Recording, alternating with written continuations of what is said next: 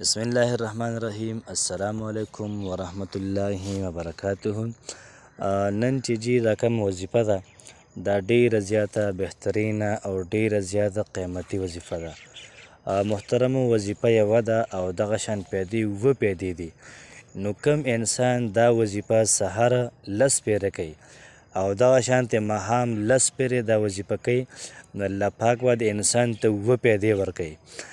نو راځئ چې ځو د اوو پیدو طرف ته چې کومه پیدې به الله پاک په دې وظیفه باندې انسان ته ورکوي.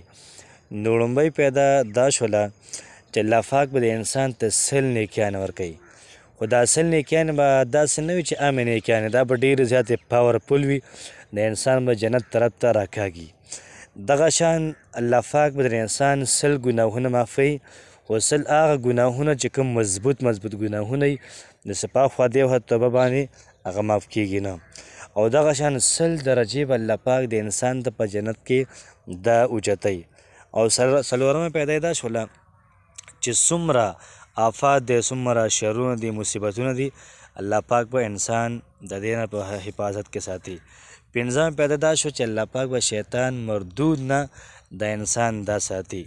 شپږمه پیدا دا شو چې د شرک نه علاوه انسان چې کم قسم عمل کړی انسان ته اسم نشي ویلی، انسان نشي هلاکولی، صرف شرک د انسان محترمو دا هلاکوي. او دغه شان اوومه پیدا دا شوله چې کم بنده دا وظیفه وکړي، ساري وکړي، نو په دغه ټوله ورځ کې د ده نه بهترین انسان بل نه وي.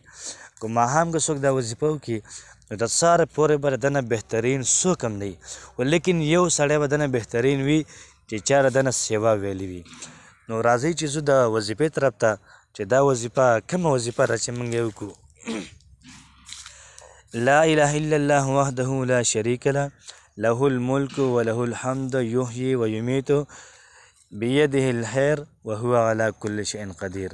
نو دا وظیفه او څلورمه کلمه چې کومه ده دا بالکل سیم ټو سیم دی، خو دا لږه معمولي شارټ ده. نو کوشش وکړو دا وظیفه په خپله هم وکړو او نور څونه ملګري دي هغوی سره هم شیر کړو چې هغوی هم په دې باندې عمل وکړي او د دې ثوابونو هغوی هم دا مستحق شي. السلام علیکم ورحمت الله وبرکاته.